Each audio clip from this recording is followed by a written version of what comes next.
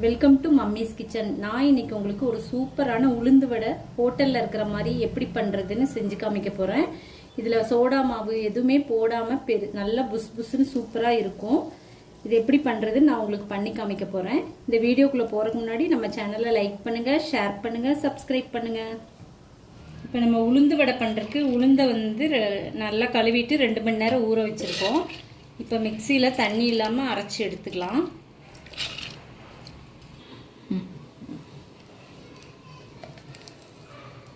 இதை நல்லா நம்ம அரைச்சி எடுத்துக்கிட்டோம். உளுந்த இந்த பதத்தில் அரைச்சி எடுத்துக்கலாம். கொஞ்சம் கெட்டியாக தான் இருக்கணும், அப்போ தான் வடை சூப்பராக இருக்கும். தேவையான அளவு சால்ட்டு போட்டுக்கலாம்.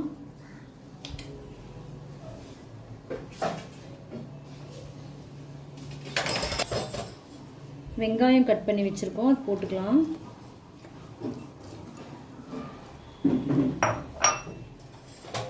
கொஞ்சம் கருவேப்பிலை, கொஞ்சம் மல்லி இலை, ஒரு பச்சை மிளகாவை பொடியை அறுத்து வச்சுருக்கேன்.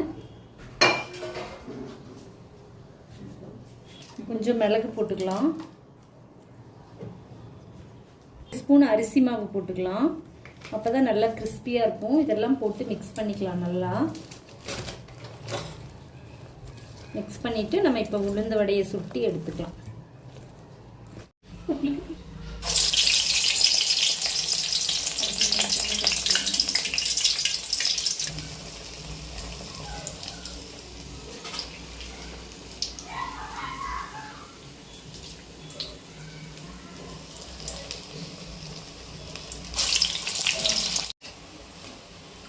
இப்போ வடை சூப்பராக வெந்துருச்சு. இப்போ நம்ம எடுத்துக்கலாம். இதில் பார்த்தீங்கன்னா உங்களுக்கு சோடா மாவு எதுவுமே போடாமல் நமக்கு ஹோட்டலில் இருக்கிற மாதிரி புஸ் புஸ்ன்னு உளுந்த வடை சூப்பராக இருக்கும். எண்ணெயும் இழுக்கவே இல்லை.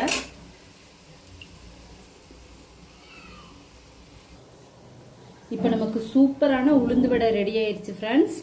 தேங்காய் சட்னியோட சாப்பிட இது சூப்பராக இருக்கும். இந்த வீடியோ உங்களுக்கு பிடிச்சிருந்தா லைக் பண்ணுங்கள், ஷேர் பண்ணுங்கள், சப்ஸ்கிரைப் பண்ணுங்கள்.